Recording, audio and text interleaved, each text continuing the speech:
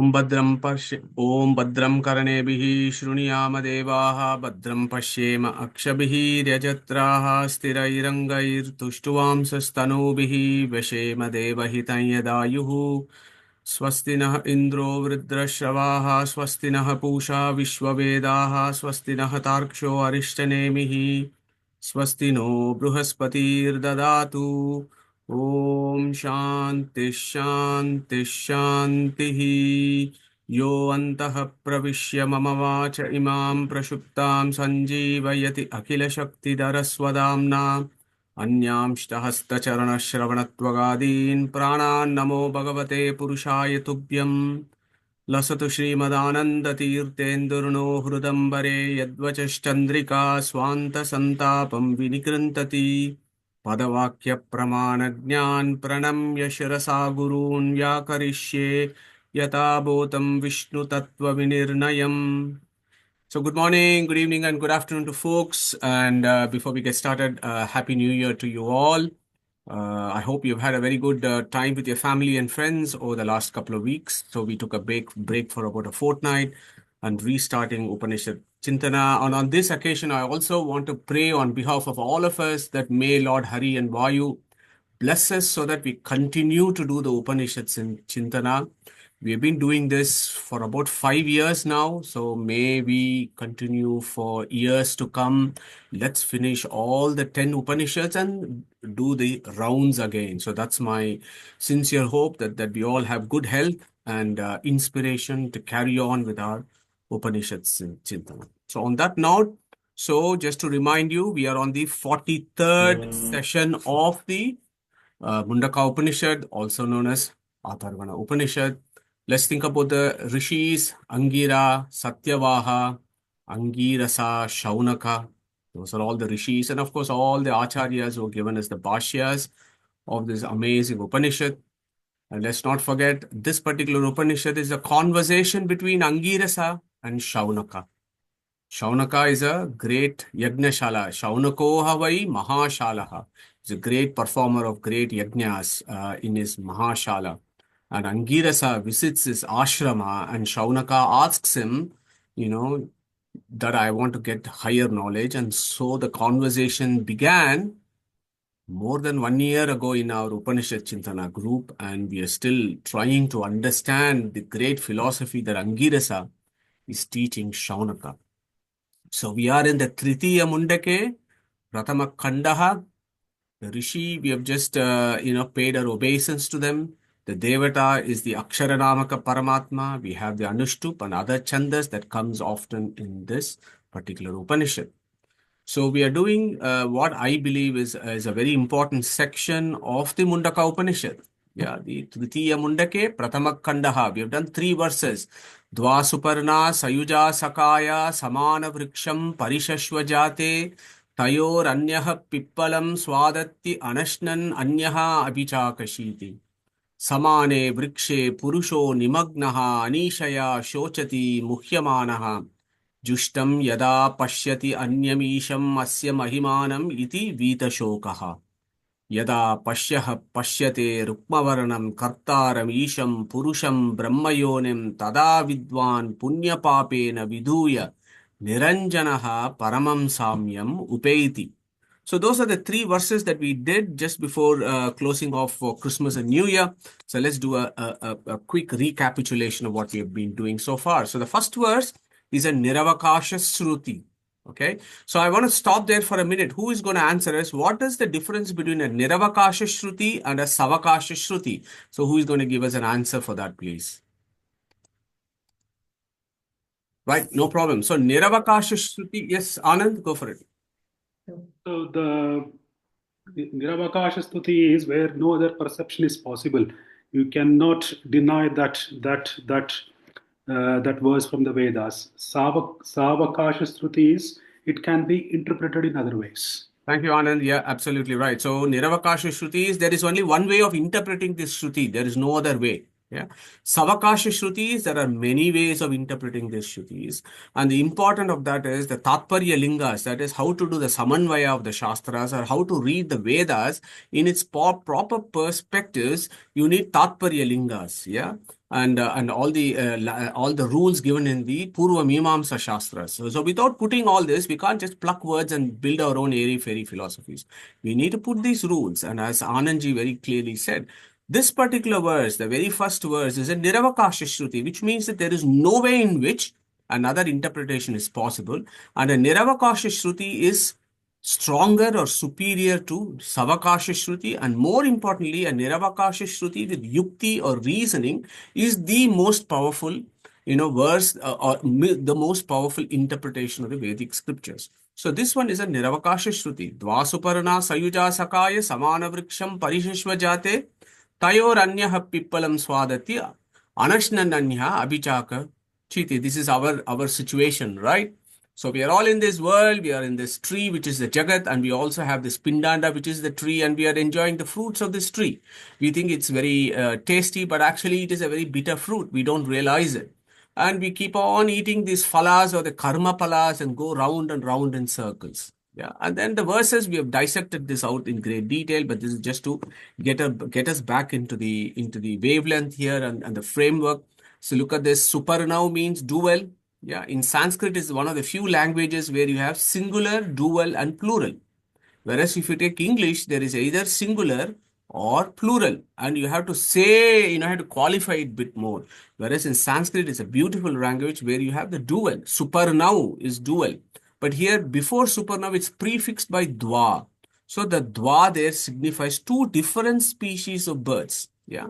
So there is, these are all, basic grammar. Yeah, we can't make mistakes in these, but some folks do that. But anyway, so there are two different species of birds. One is Jiva, the other one is Paramatma. The Jiva is going through its karma pala and eating all the fruits of samsara and suffering, whereas this guy is a silent witness and he's looking at all this. What is happening to this bird which is eating all the karma palas? Samane vrikshe purusho nimagnaha. Nimagnaha is a beautiful word there. You may recall that. Nimagnaha means drowned, submerged. It's drowned in this ocean called the samsara. Yeah.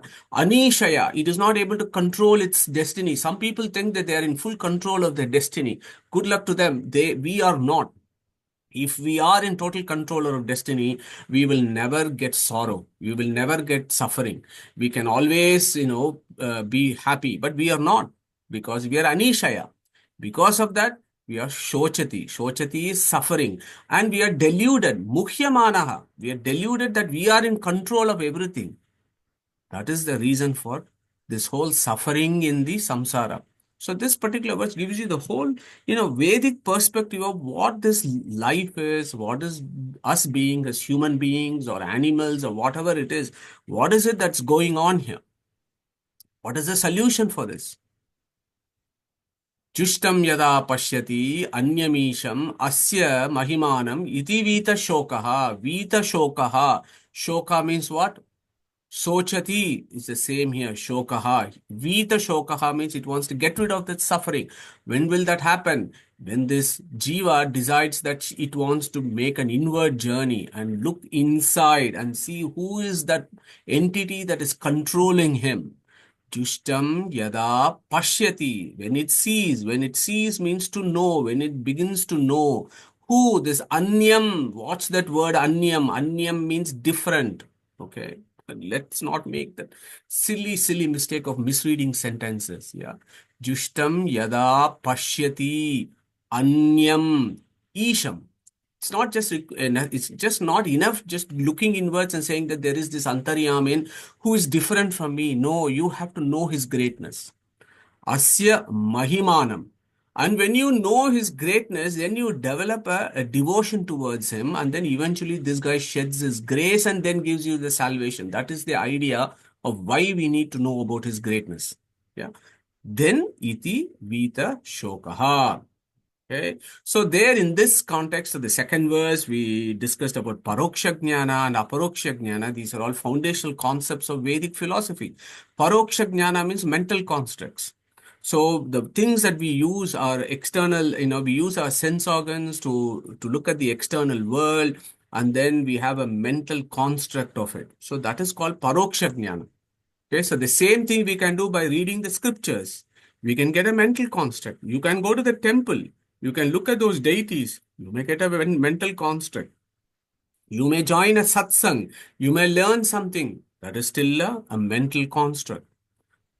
That is the starting point, says our Vedic rishis of the Vedas.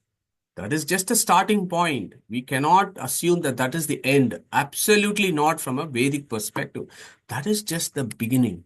Once we do that paroksha jnana, shravana, manana, dhyana, and so on, eventually you get aparoksha jnana. Aparoksha jnana is where the soul itself experiences the antaryamin. So it's the direct experience of God or of our antaryamin. That is the aparoksha jnana.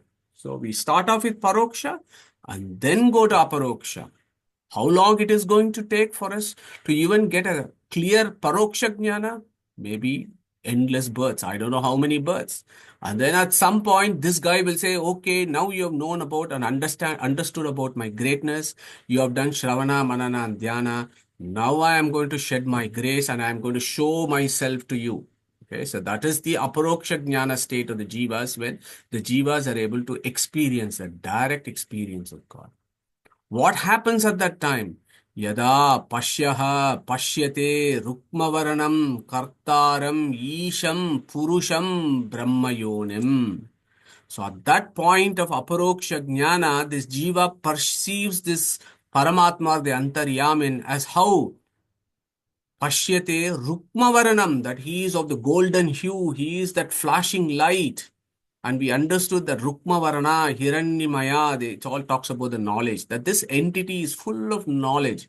He is Kartaram. He is the one that is, he is an independent doer of everything and he is making me do all these things.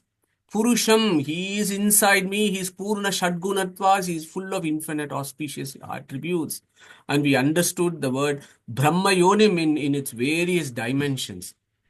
We separated it as Brahma and Yonim. Brahma means Bruhantohi Asmin Gunaha. That which is all pervasive in time, space, and attributes is called Brahma. Yeah.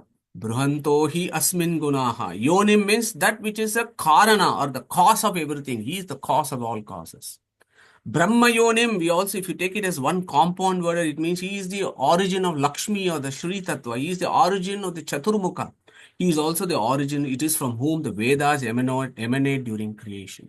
So you understand him that way. So when you see him that way, probably when we have our Aporoksha Jnana, we probably will be reciting those verse. Maybe. Isha Upanishad, you remember those last few verses where Swayambhuva Manu, in his Aparoksha Jnana state, he is reciting some verses. When he looks at the Yajnanamaka Paramatma, who is his Antaryamin, and our rishis tell us, when you have the Aparoksha Jnanin, you will be reciting those verses, mate, is what our rishis have said.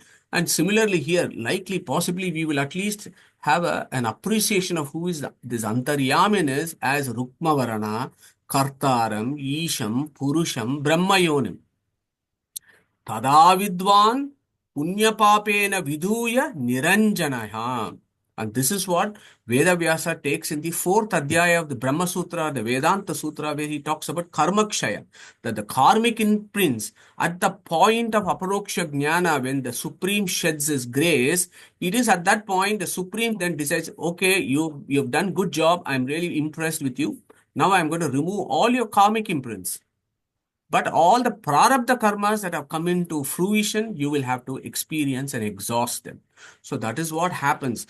Punya papena vidhuya. Punya papas are punya karmas and papa karmas. Vidhuya removes.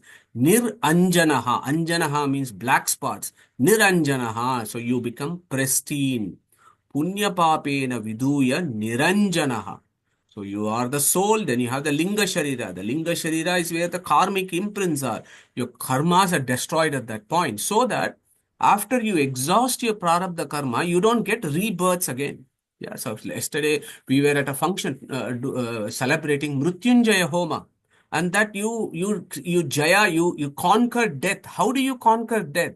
The only way of conquering death is not to be born again.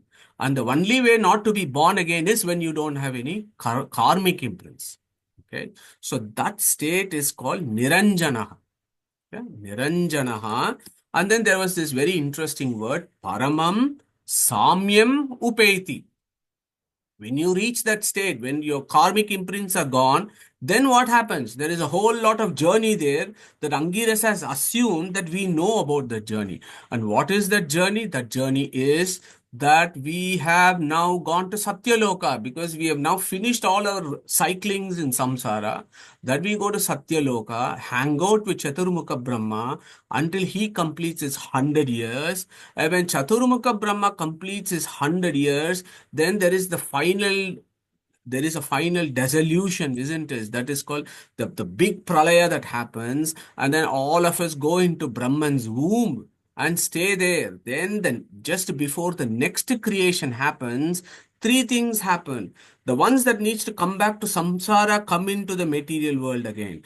The ones that have made the worst sins go into the andatamas. And the ones like you and me who have now removed all our karmas and we just have the linga sharira, we go along with Chaturmukha Brahma and we take the dip in the Viraja Nadi as it's called. Viraja. Raja means the sattva, rajas, tamas, all those that prakritic stuff.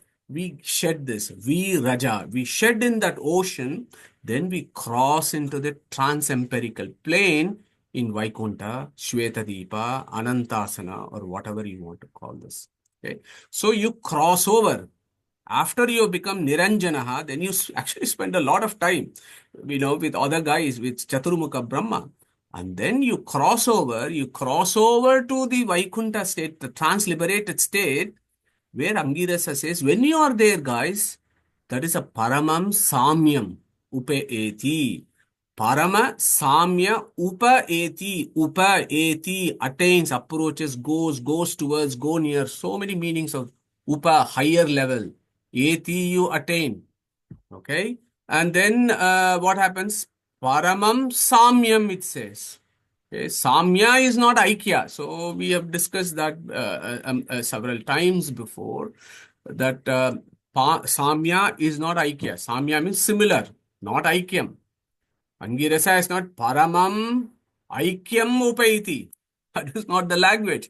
Yet some folks think that that is what they want to see. That is their problem. Angirasa is very clear. Paramam Samyam Upaiti, not Paramam Aikyam Upaiti. Point to be noted. Problem for the Mayavada philosophers there. They haven't been able to explain this clearly for those who look at Vedic verses very carefully. So let's look at the other way. Paramam Samya, highest similarity. So the question is, what is it that there is the highest similarity between Brahman and the Jivas in liberation? What could be the highest similarity? So our gurus tell us the highest similarity is, me and Paramatma are similar in what sense? Dukkha abhava. We have no suffering in liberation. Samsara rahita. We don't have any samsara. We are not coming back in this material entanglement. In that aspect, we are similar to Paramatma. We may be similar in enjoying bliss, okay? But that bliss, what it could be, is where our Visishtadvaitins and Tattvavadins have different views. The Visishtadvaita philosophers would say that the bliss of Brahman and the bliss of Jiva is the same in the liberated state.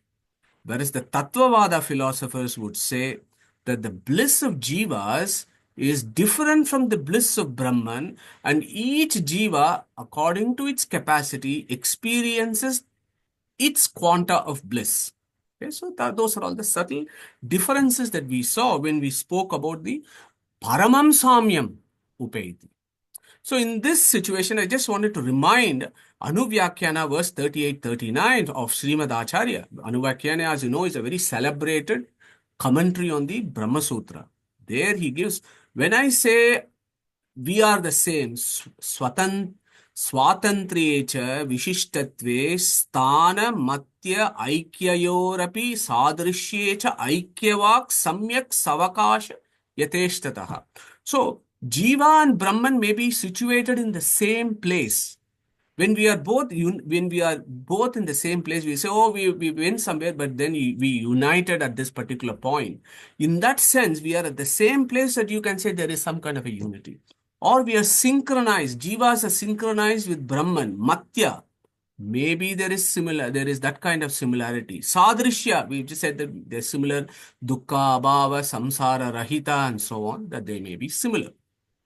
So we need to approach these verses very carefully with the language and the philosophy, because the Paramasamyam Upaiti is a very, very important, significant word that does not go with Mayavada interpretation of this verse, because there is no Aikya, it is Upaeti, it is attains, doesn't say we become one, and that the Paramasamya is not identity, it is similarity. Similarity does not mean identity. So those are all the discussions that philosophers have, the polemics of interpreting this verse. I leave it to you to make your own interpretations of this. I've just given you a flavor of how our acharyas view this verse. Okay, so today is the new verse for today, and I think this is really auspicious. This verse is such an auspicious verse, and we are starting the new year with this particular verse, and I'm really happy that over the next 40 minutes, we are going to be looking at this verse in great detail. So what has he said in the previous verse? Tada vidvan punya papena viduya niranjanayaha paramam samyam upaiti. And that aparoksha jnana, when you are in that aparoksha jnana state, how do you appreciate this antaryami? Okay, I've just told you about this, right? Kartaram, he is Rukmavarana, he is Kartaram, Isham, Purusham, Brahmayonim. And then what else do you look at him? What else do you appreciate him as? So this is a very, very important verse. Prano hi esha, sarvabhutair vibhati, vijanan vidvan bhavate nativadi. Atmakridaha, atmaratihi, kriyavan, esha brahmavidam varishtaha, says the next verse. It starts off with an important verse, an important word of the Upanishads. Prano hi eshaha. Prano hi esha. So this Brahman is prana, is what Angirasa says. You will be appreciating and celebrating this Brahman as prana. So that is an interesting one, because we know prana from various aspects in the Upanishads and the Smriti text talking about prana. So why has Angirasa put this one? Prano hi eshaha. Sarva bhutair vibhati. He is inside all the jivas, vibhati. Yeah. Bha means rays, light, knowledge. Yeah. Prano hi eshaha. So understanding the philosophy of prana in the Upanishads, that becomes important for our contemplation today. So before we move to that, I just want to get folks to think about prana. What is our understanding of what the prana is that we have done over the last several years in our Upanishad Chintana. So I'm going to break there for a minute for folks to share their thoughts here about who is prana. And thank you, Sureshji. My hand is raised and I'm still struggling to working out as to how to get this, how to get my hands down. Who is going to tell us about prana? Shall I try? Go for it. First we did, I think, Pancha Pranas, Prana, Apana, Vyana, Udana, Samana. Then Matarishva, Mukhya Prana. Then Prano Isha is Pranasya Prana. Then one who is in Matarishva as well, one who gives him life. I think this is the prana mentioned here. Beautiful, Shilaji. Excellent, great answer. Anybody else wants to contribute here? Okay, fantastic. Shilaji, thank you so much for that. So I think you captured most of the ideas there about what is our understanding of prana. So, but as I've told you, avrittihi asakrutu upadeshat, said Vedavyasa in Brahma Sutra. Any given opportunity, do revision. Avrittihi, go again and again, ruminate and revise. Then your knowledge gets dhrida and it becomes more firmed up. So let us spend the next few minutes thinking about the prana of the Upanishads. What is the philosophy that our rishis are talking about when they say prana? Okay, so before we go into this, The word prana, I just want to introduce this idea again, bring you back something that we did about 2 to 3 years ago, I think, when we were doing the Panchadikarani of Brahma Sutra, the first 5 verses, the first 5 aphorisms of Vedanta Sutra, Brahma Sutra, which is so important, because if we understood the first 5, then we can understand the rest of the rest of the Brahma Sutras. As you know, there are 564 aphorisms. So if you understand the first 5, then the others, the 559 aphorisms becomes easy for us. So vritti. So samanvaya of words. So in this line, Angirasa is saying prano hi esha sarva bhutair vibhati. Pranaha. Okay. So to understand what that pranaha is, we really need to go back to the real basics of linguistics. Okay. How do we get the meanings of words when it could be some English literature or it could be Vedas? When there is a word, it gives you a meaning, right? So the Vedas, the words give you the ideas. That is called vritti. So that is called shakti or mukhya. So when there is a word, there is a meaning for that word. So there is the colloquial meaning of the word, mukhya vritti. Yeah. And the mukhya vritti can be so many types. And our linguistics, they talk about rudi, yoga rudi, and so on. So rudi, very similar. Instead of spending too much time on this, very briefly, I'll explain to you. When I say gata, or in English, when I say river, river is river. You can't break open that word and understand extra meaning. Similarly, gata, you can't break it open. Gata means pot. That is it. Yoga means Padma Nabha. Okay? Padma Nabha.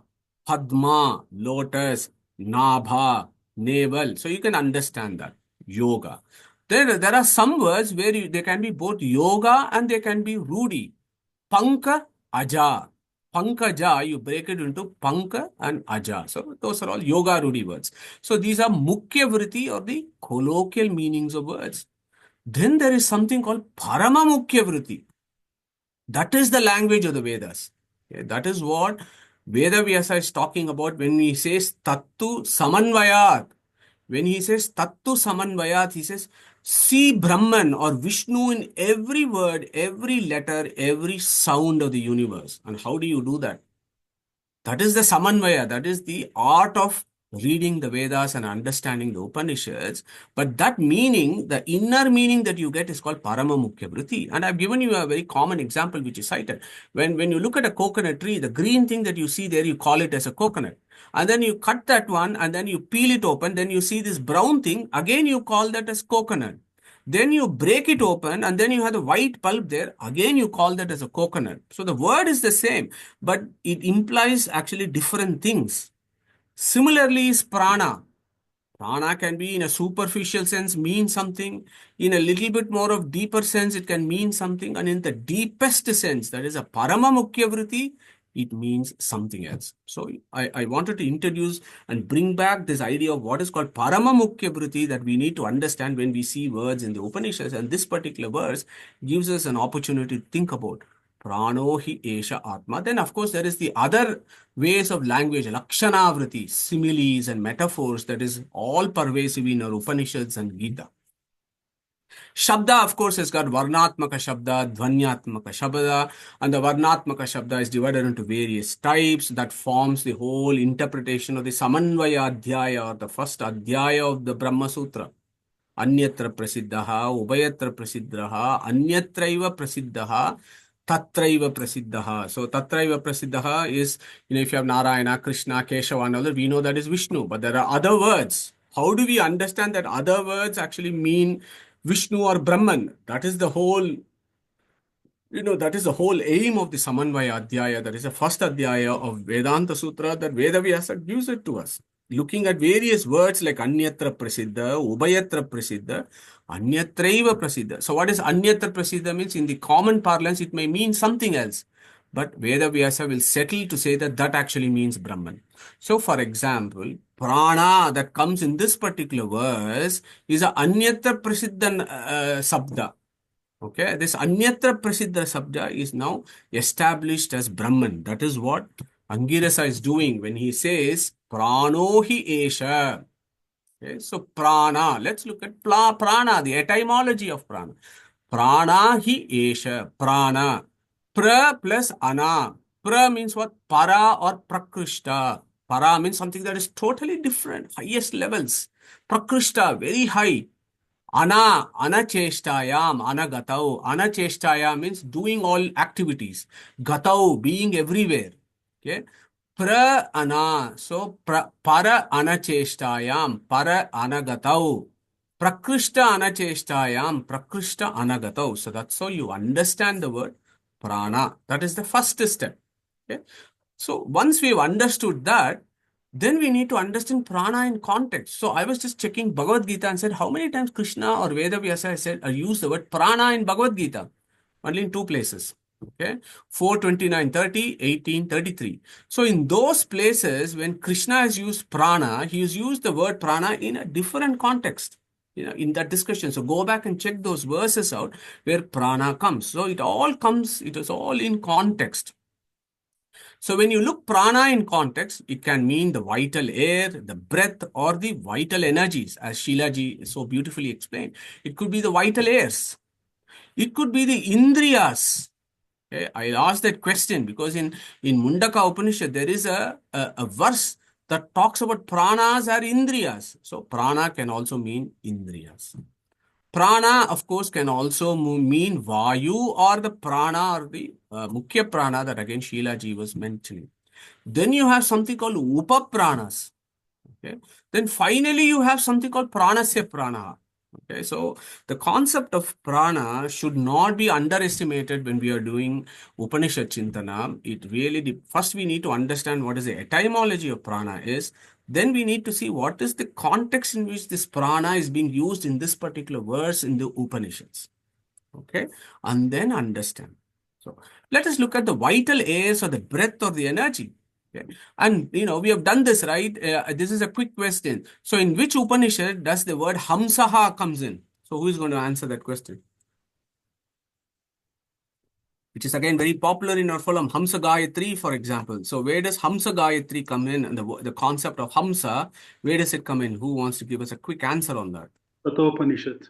Kathopanishad, Anand, brilliant. So in Kathopanishad, conversation between Yama and Nachiketa, and Yama is telling about Hamsa Gayatri. Hamsaha. So for those of you who may be doing meditation, pranayama, and all that kind of yoga stuff, you will be familiar with Hamsaha.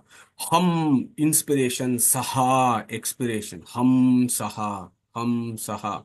So that inspiration, expiration is a very, very superficial sense of understanding what that prana is. The prana in Katha Upanishad is dealt with at a different level, in a deeper philosophical level. So in one context, this vital breath or breath, which includes inspiration and expiration, can be considered as prana. So Hamsa Gayatri, Hamsa Suchishat, Vasu Antarikshasad, Hota Vedishad, Atitir Duronashad, Drushad, Varashad, Rutashad, Vyomashad, Abja Goja, Rutaja, Adrija, Rutam, Bruhat.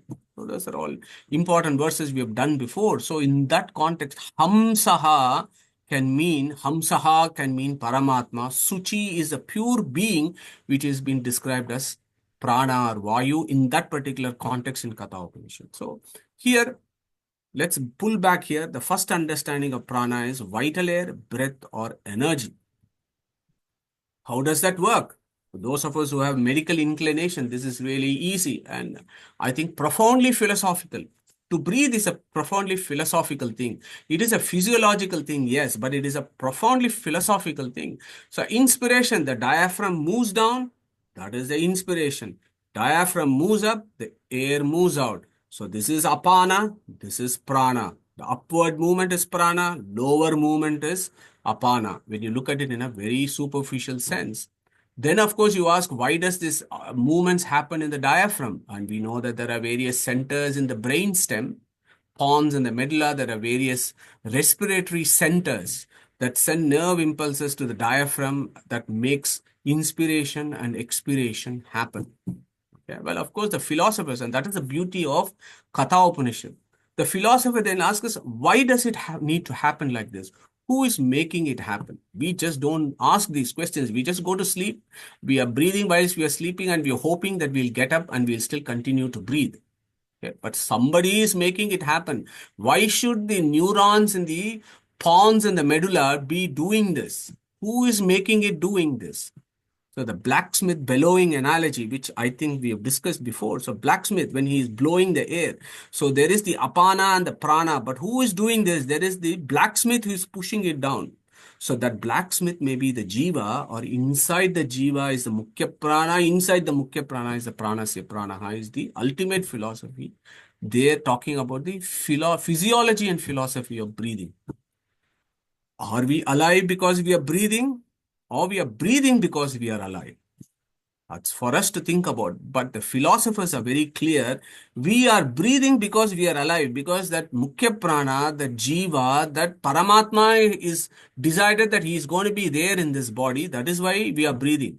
When the supreme soul decides he needs to leave, we all quietly have to leave. We, the jivas, along with mukhya prana and all the abhimani devatas, we exit this body. Okay, so we are breathing because we are alive. That is a philosophical sense. Think about it. So this is the physiology and philosophy of inspiration and expiration. The same Katha Upanishads told us, Urdvam pranam unnayati apanam pratyagasyati madhye vamanam asinam vishve devaha upasate. Go and check that out. So basically to say that apana is the lower movement, inspiration. Prana is the upper movement, expiration for the pindanda. But that is not all that prana is all about, isn't it?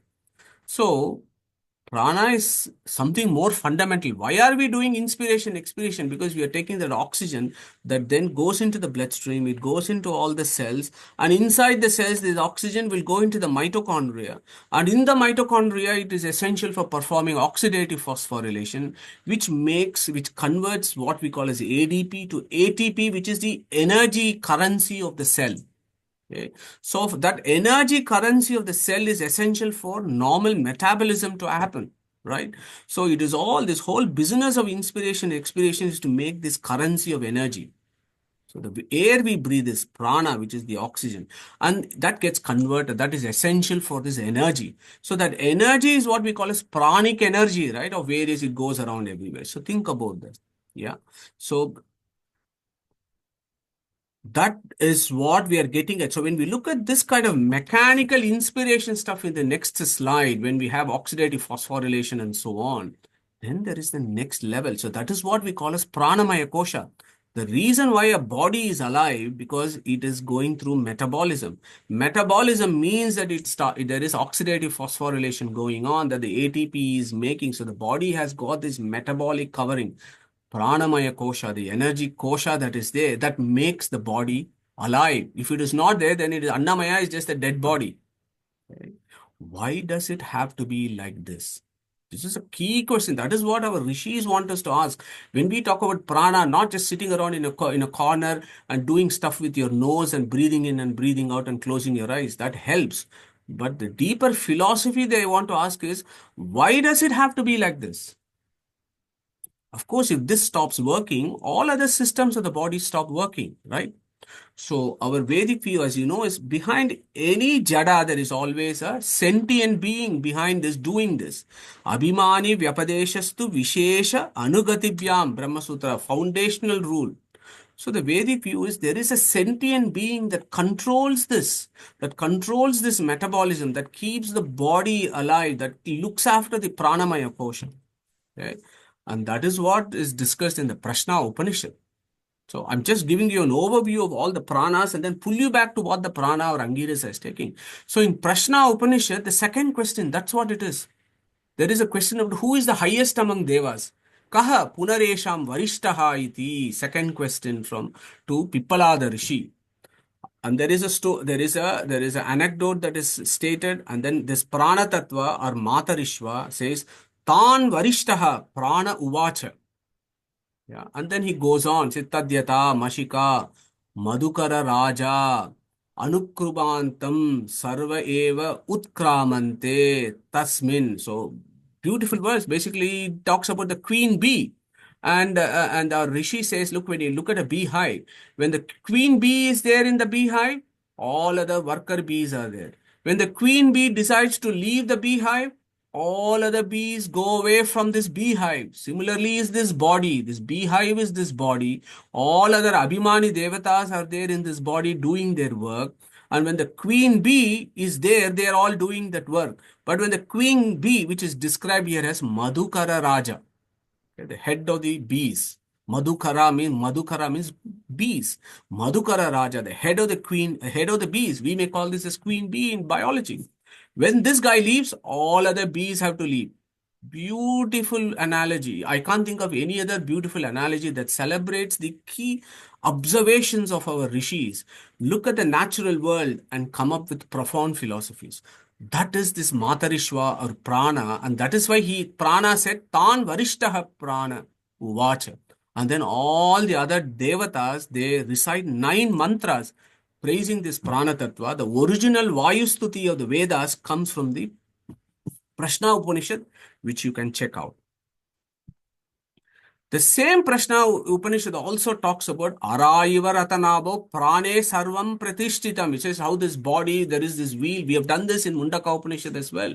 And how this Ara is the key component of the wheel, such is the situation of Prana Tattva, and which is extremely, physiological. The same thing Mundaka Upanishad has also said, right? Araiva Ratanabo Samhata Yatra Nadyaha. Whereas Prashna Upanishad, Araiva Ratanabo, Prane Sarvam Pratishtitam. So look at those words and similarities. Very, very interesting. So what I'm trying to say is the prana is the vital breath. It is the vital force. It is the vital energy. It is the metabolism.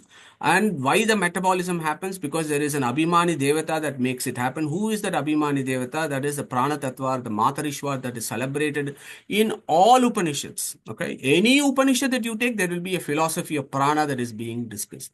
If prana leaves, what happens? Metabolism stops. No energy in the body means what? Material body collapses. If the prana leaves, eyes, nose, ears, tongue, all the functioning of the sense organs ceases. Okay? The devatas all leave. Is how the philosophy goes, but that is extremely biological. Okay? So again, Prashna Upanishad labels this guy as Matarishvanaha. Okay? Prana of the Chandogya Upanishad. If you look at the Prana of the Chandogya Upanishad, again, exactly the same kind of discussion. Okay? About who is the head among all the devatas discussed in Chandogya Upanishad. I've just put this slide for reference, but you can go and check this out. Yeah. Evameva ayam asmin sharire prano yuktaha. Chandogya Upanishad. Just about this, how this horse pulls this body, pulls this chariot. Similarly, is this prana celebrates Chandogya Upanishad. So the question there is, yes, we understood from a physiological level, we understood from the Devata levels, that the Tattvabhimani Devata levels, who this prana is, but then the ultimate question is, who is controlling this prana? Okay, so here is a brief, review of the various names of prana that is discussed in the Upanishads. So we should never, for those of us interested in this philosophy, we need to remember these words. So Upanishads talk about this prana tattva. They give several, names to it: Suchi, Ukta, Hamsa, Vayu, Matarishva, and of course Isha Upanishad celebrates it beautifully, isn't it? Vayur Anilam Amrutam Ata Idang Basmantam Shariram. Matarishva, Asau, Vayuhu, Anilaha, Amrutaha. Okay. They're all the synonyms of Prana Tattva. So wherever these things are common, you need to keep your eyes out for this. Matarishva, Asau, Yova, Vasau. So Ahamasmi, Isha Upanishad. These are all profound verse. Anilam, Vayur, Anilam. Hanuman is called Anila. There is a whole lot of etymology and philosophy as to why Hanuman is called Anila. Because Anila is the name of Prana Tattva or Vayu in Isha Upanishad. Vayur, Anilam. He is also called Amrutam. Okay, so those are all profound words of philosophy. So the same Prashna Upanishad, Ashwalayana then says, how is Prana created? How did he get into the body? Why is he take 5 forms? Why he leaves? Why is he in all the jivas? What is he doing inside our body? So those are all the questions that Ashwalayana is asking Pippalada in Prana, in Prashna Upanishad. Pippalada were supremely impressed. Tasmai sahovacha ati prasnan pruchesi. So usually when students ask dumb questions, teachers are a little pissed off or annoyed. Whereas here, when Ashwalayana asked this question, Pippalada was very, very happy and he was impressed. He said, Tasmai sahovacha, ati prashnan pruchasi. He said, I'm very happy. You asked a very great question. And then he talks about this prana who controls all the pranas, which then becomes the topic in Kena Upanishad. Shrotrasya shrotram manasa mano yad vachoha vacham savu pranasya pranaha. Okay, so I hope you are able to appreciate that the steady build-up of the philosophies that is described in the Upanishads that our rishis give us about who this prana tattva is. Okay. And again, sixth question, the same thing comes again where the prana is described in the Shodashakala Purushaha. Prana is the Abhimani of the Jivas. And then the 17th entity is the Shri Tattva and the 18th entity is the Pranasya Pranaha. Okay, Shodashakala Purushaha talks about Prana Tattva. So once we have understand all this, then we can start making progress as to what is it that Angirasa is telling us today, because Angirasa has assumed that we know all the background to who the prana is to try and give this information to Shuanaka. So here is the summary. We've said you have the Vayu who is got Suchi, Yukta, Prana, Hamsa, Vayu, Matarishwa. He is the highest among Jivas. Then controlling that prana is the pranasya pranaha. So prana's antaryamin is called Hamsaha, an important Upanishad Chintana. Okay, and the supreme control. So without prana, Matarishwa, there is no spiritual activity for the jivas, right? If metabolism is not there, we can't do anything with our body. So he becomes very important. And this antaryamin of the prana is the ultimate pranasya pranaha. Why are we talking about this here? Because this chapter is talking about antaryamin. Yeah, this particular khanda is talking about antaryamin, right? We've just said Dwa, Suparana, Sayuja, Sakaya. There is this other bird which is watching and all this. That guy is the pranasya pranaha who controls not only you and me as jivas, but controls all the tattva abhimani devatas, including the highest entity, which is the prana. Okay. Then there are other pranas in the Upanishads that we need to understand, not just the Mukhya prana. So in the Mundaka Upanishad, what did we do this? Sapta pranaha prabhavanti tasmat, sapta archishaha, samidaha, sapta homaha, sapta ime loka, yeshu charanti pranaha, guha charaya, nihita sapta.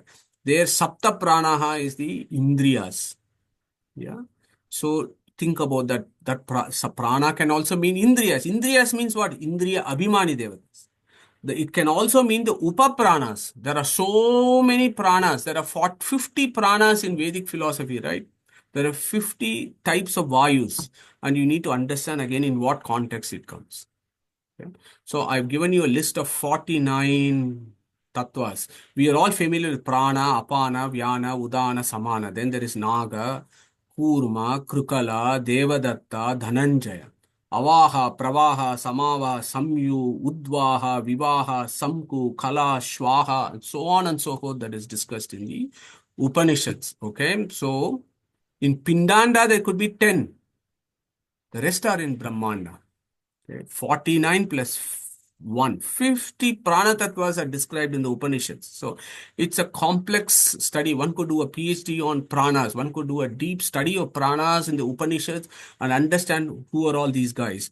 What I'm again trying to tell you is we should never look at it superficially. We need to go deeper into it.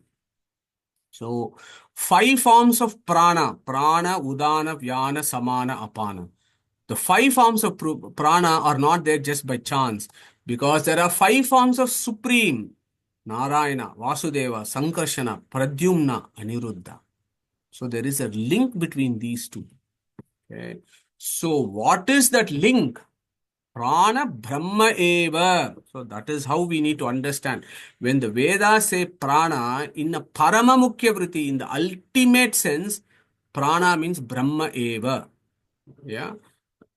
That is prana. Then, of course, you have the Mukhya prana and others. So, when Mundaka Upanishad Angirasa says, Prano hi esha sarva bhutair vibhati, he is talking about this Brahman, Prana Brahma eva. All acharyas, that one thing they all agree is this one, Prana Brahma eva. Okay. Look at Vishnu Sahasranama. We were reciting it from couple of 3 or 4 weeks ago. Vaikuntaha, Purushaha, Pranaha. It's the name of Vishnu, Pranaha. Yeah. And Purusha Shukta.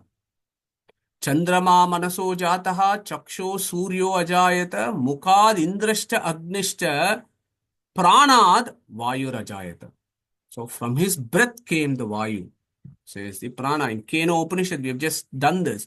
Shrotrasya Shrotram Manasa Manaso Yad Vachaha Vacham Savu Pranasya Pranaha. Okay. So when we look at the Parama Mukhya Vritti, Prana Brahma Eva, and that becomes very important because if you look at Brahma Sutra or Vedanta Sutra, you will be surprised. The word prana comes in so many places. So many places. And as I told you, in the first Adhyaya, Samanvaya, in the Samanvaya Adhyaya, first pada, the Tatraiva, Anyatra Prasiddha Namatmaka Samanvaya, Sutra, Ata Eva Pranaha, Pranastata Anugamat. There is Antaryami Pranadikaranam. So these are all very, very important areas where Vedavyasa has actually discussed the various pranas that have been mentioned in the various Upanishads, Aranyakas, and Brahmanas and settled for us as to what it means. Ata eva pranaha pranastatanugamad jiva mukhya pranalingan neti ched upasa traividyad ashritatvad iha tad yogat.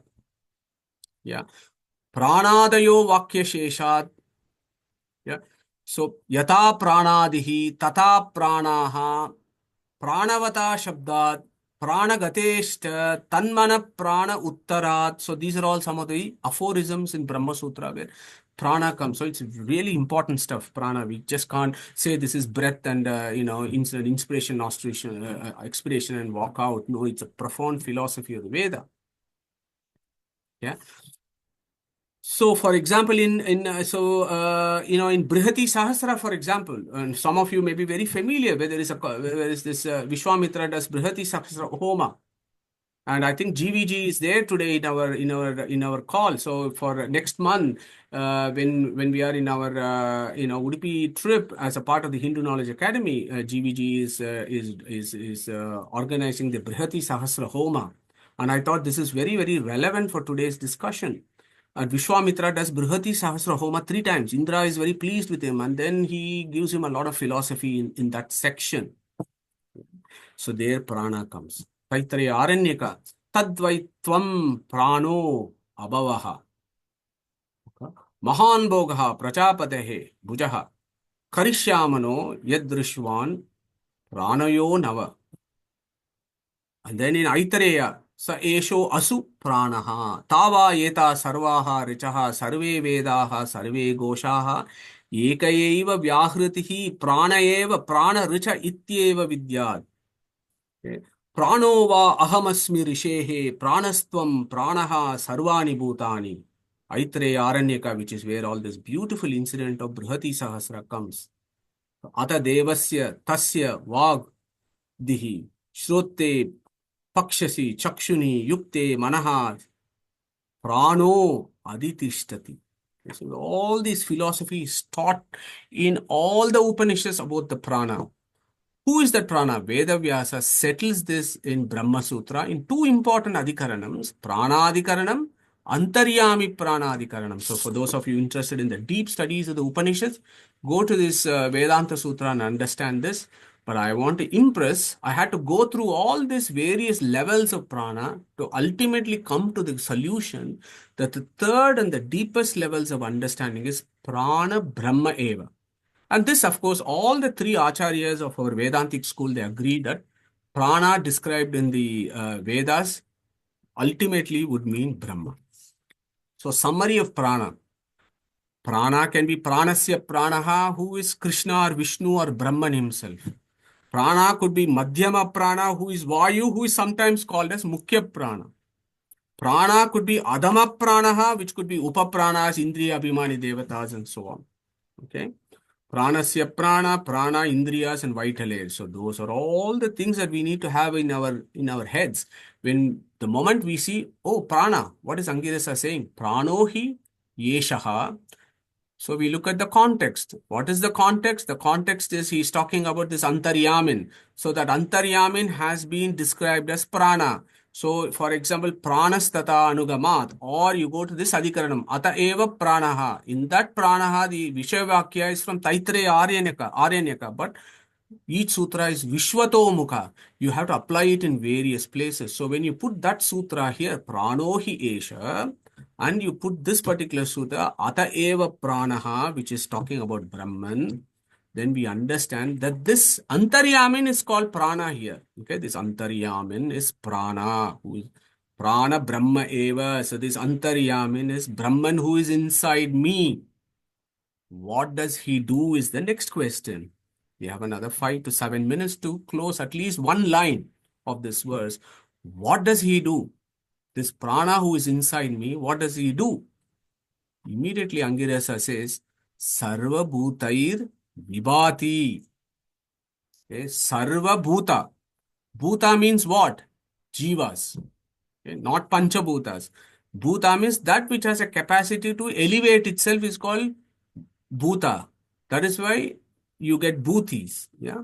So Bhutas, when you say Rudra has lots of Bhutas within Bhuta Ganas, those Bhuta Ganas are Jivas that are around him. Okay. So this prana, Sarva Bhuta, in all the Bhutas or Jivas, Vibhati, he is inside them. There is Antaryami as what? Vibhati. Bhati means Ba. Ba means what? Ba means Bhaskara, sunlight, light. Bhati means light, rays, light, knowledge. Okay? Whenever there is light, there is knowledge. Vibhati, it is not like the sunlight. Vilakshana, Vishesha, Vishishta, it's an entirely different type of light, the knowledge of light. Okay?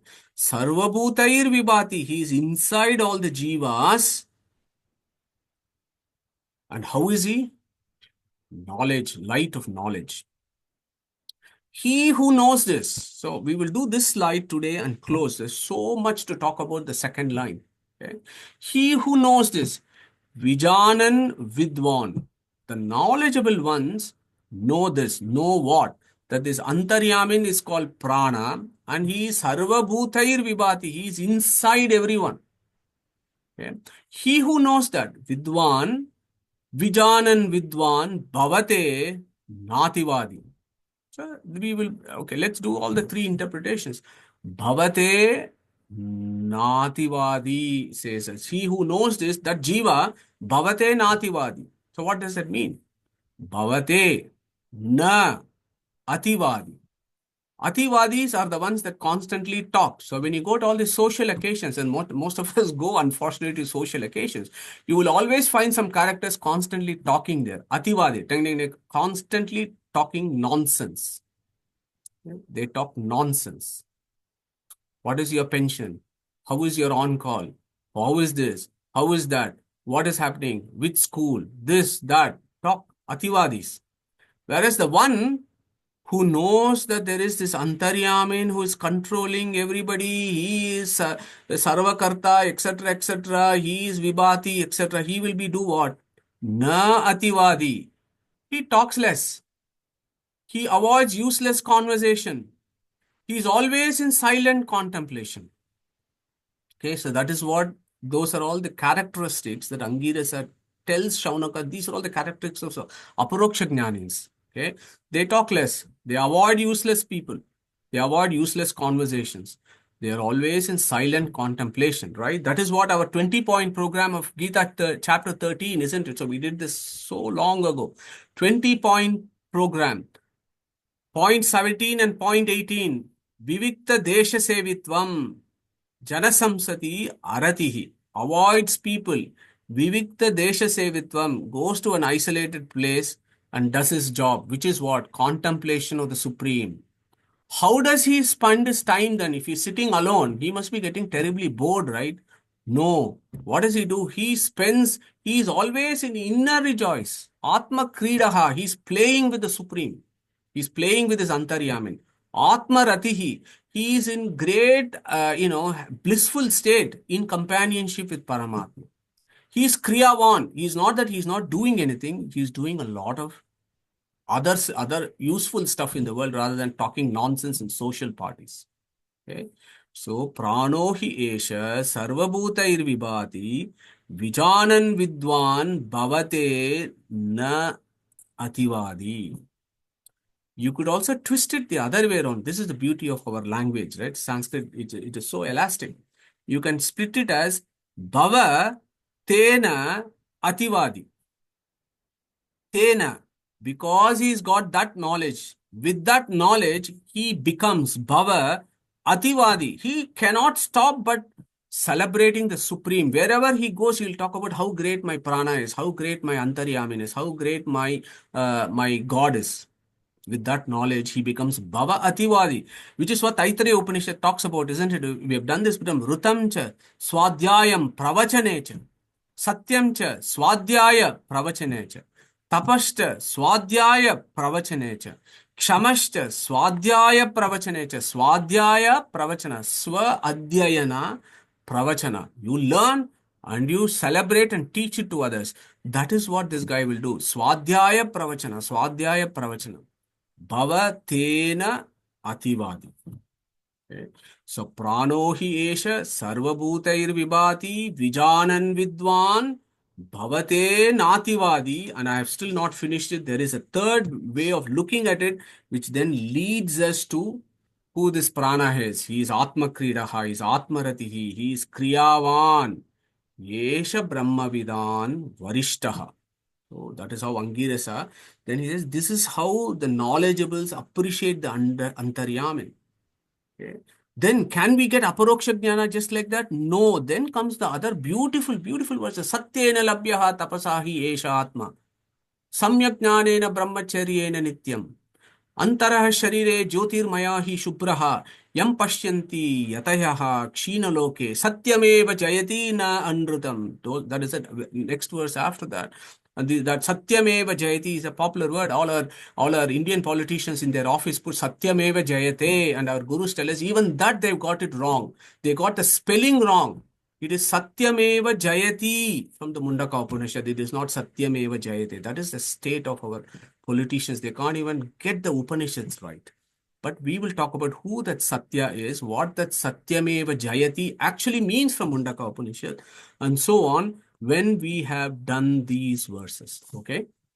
So I hope you found the concept of prana interesting, and it is a deep philosophical concept.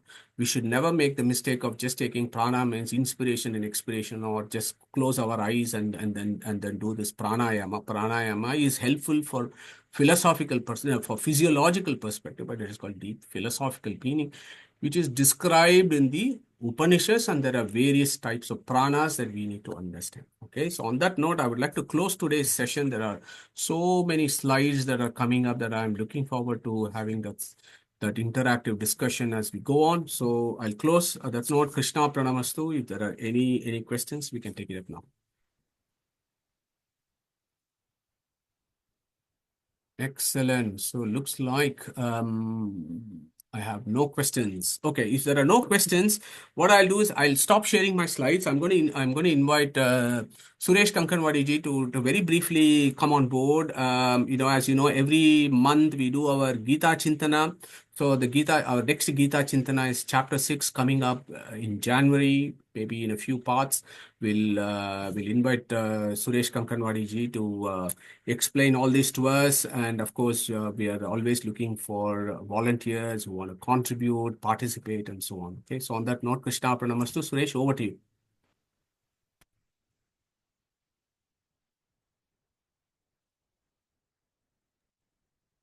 Thanks, Madhu. I make you host and let you slide. Where are you? I can't see you here. Can you hear me? I can hear. Yeah, I can hear you. Yeah. Okay. Let me make you host. Yeah, one second. Or if you have the slide, you could share that as well. Otherwise. I don't. I have it in my WhatsApp, not on the computer, Suresh. That's okay. Yeah. I'll just pull it up. Yeah.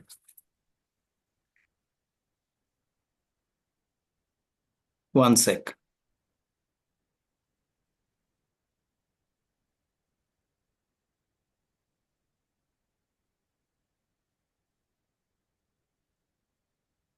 So Sanvi ji has sent a message. Thank you very much. Wonderful to see you join us, Sanvi ji. Sorry, we start at 3 o'clock, so hope to see you next week at 3 o'clock. I hope you will find this helpful. Thanks for joining, Shalini ji. Over to you, Suresh. Yeah, can you see the slide? Yeah. Okay. Thanks, Madhu. Thank you for today's. I think it'll take a little time for us to digest what we heard just now so eloquently and so beautifully described. But as Madhuji said, we will continue our journey of the Gita Chintana as usual on the last Sunday of every month. So this time we will start with chapter 6. We have done 5 chapters and we are heading towards the last chapter of the Sadhana Adhyaya of the Bhagavad Gita. So end of the first Shatka, and from 7th chapter onwards we'll get into the Sadhya Adhyaya. So this is an important chapter that we'll be dealing with, which fundamentally connects us to the pinnacle of sadhana, which is dhyana in a way. And then then we go on to understanding how do we understand Lord Himself in the next Shatka. So as we get into this chapter, we'll divide it into 2 parts. The first part, we will talk a little bit about the link of the 6th chapter in the overall context, and then and where does we've talked about Sankhya Yoga, we've talked about Karma Yoga, we've talked about Jnana Yoga, and how does it culminate into Dhyana Yoga, and then the role of mind is what Madhuji will describe and tell us about.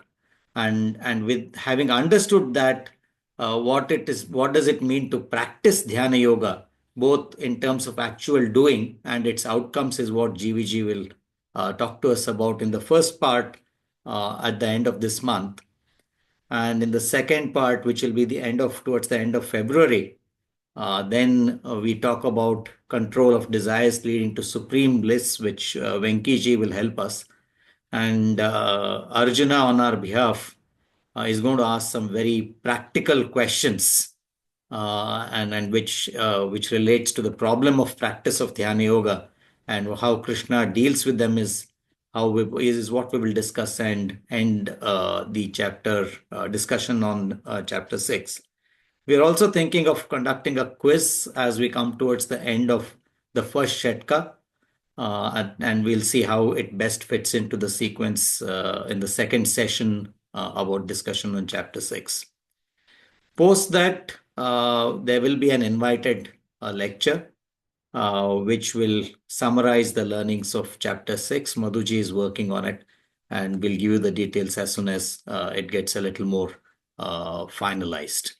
So that's what we are looking forward to. Look forward to participation to discussions as we deal with this chapter. Thank you. That's all from my side, Madhuji. Sureshji, thank you very much. And also to remind folks that, Neetaji does the Gita chanting practice. Neetaji, Veenaji, and team. They are, as you know, coordinating Gita recitation, and I think it's going from strength to strength. We are currently doing chapter 10, where folks join in and then learn to recite the Gita. Yeah, every one of us are at different stages of learning to recite the Gita in the proper way. So I would also encourage for those of us who are here to join if you have time. It's a 25-minute session, 10 verses every week. Yeah. So that we all as a team learn how to recite the Gita. So that's another one that I just want to remind folks. And if there are new friends joining this group, they may want to consider joining the Gita recitation as well. Okay. So on that note, thank you everyone, and again, Happy New Year. So I'm going to request Harish ji, if he is still online, to say Om and close today's session. Harish? Sure. Oh.